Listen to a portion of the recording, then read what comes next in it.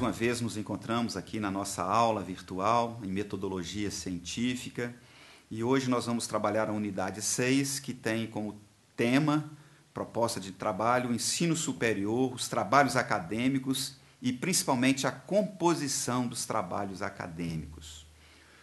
Quero enfatizar que professor e alunos do ensino superior precisam investir numa formação mais sólida, fazer uma parceria que agregue competência, que agregue conhecimento, que agregue valores, no sentido de nos tornar mais humanos.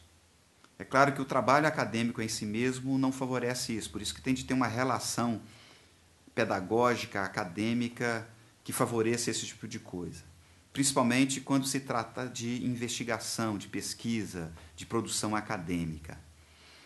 Então, nessa unidade, nós vamos dar uma ênfase na finalidade dos trabalhos acadêmicos, especialmente no sentido de que o trabalho acadêmico já é o primeiro passo para que o aluno possa fazer uma inserção no processo científico.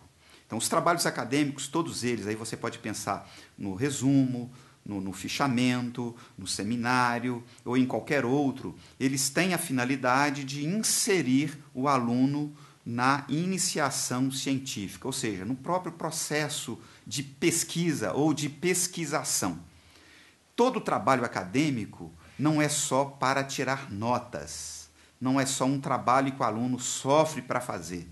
A finalidade dos trabalhos acadêmicos, a principal delas, além dessas outras tantas relacionadas à aprendizagem, à compreensão, à visão de mundo que pode ser ampliada, é iniciar o aluno no processo de pesquisa. Mas isso, iniciar-se no processo de pesquisa, não acontece separadamente, sem um aspecto metodológico, o aspecto normativo. Então, todo o trabalho acadêmico tem normas específicas para eles. Então, as normas para os trabalhos acadêmicos dizem respeito às exigências técnicas e procedimentais. As exigências técnicas é aquilo que existe na ABNT. E o procedimento é aquele aspecto que você precisa fazer no sentido de cumprir aquilo que tem como exigência. Então, nós vamos trabalhar hoje com vocês aqui dois aspectos técnicos e procedimentais. Os dois são também relacionados. O primeiro elemento formal num trabalho acadêmico é a folha de rosto.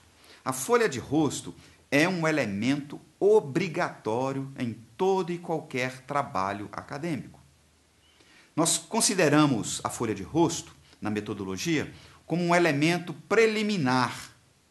É um elemento preliminar porque ele é um instrumento que apresenta determinados dados que são considerados dados pré-textuais. São informações que você deve apresentar no seu trabalho, no sentido de garantir todo um conjunto informacional que nós podemos considerar como essenciais, ou seja, que não podem deixar de conter. Então, a folha de rosto é um elemento preliminar, obrigatório, que todo trabalho acadêmico deve conter. Por exemplo, o título do seu trabalho.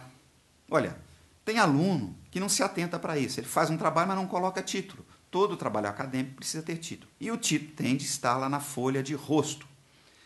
O tipo de trabalho que você entrega para o seu professor, que você executou, que você realizou. Se for um fichamento, por exemplo, e o professor exigir um fichamento, você deve colocar lá na folha de rosto o título, o tipo de trabalho. Ou um resumo, ou um fichamento, ou uma resenha. Também o nome do docente. Olha, você tem 5 disciplinas no semestre. Você tem diferentes docentes para elas. Então, ao fazer o seu trabalho, coloque lá o nome do seu docente. E é muito comum um aluno usar o copiar-colou. E, às vezes, esquece de trocar o nome do docente. Aí não coloca o nome da disciplina lá, metodologia científica, e coloca o nome do professor como se não fosse o professor Reinaldo. Então, é fundamental colocar o nome do professor Reinaldo em metodologia científica, mas colocar o nome dele todo. Então, é uma atenção especial que você precisa ter. Se for pelo rigor, o professor pode tirar alguns pontinhos seu quando você errar em qualquer informação que você deixe de colocar na folha de rosto. Além desses elementos, é preciso também, especialmente na parte inferior da folha, colocar o local. Ou seja, você estuda em Belo Horizonte, você deve colocar Belo Horizonte lá. E, além disso, a data ou o ano. É importante você colocar 2015 no seu trabalho, para quem está cursando, né, agora no primeiro semestre. Se quiser acrescentar, coloca 2015.1 para se referir ao primeiro semestre. Se for lá em 2015.2, 2015.2. Isso é fundamental.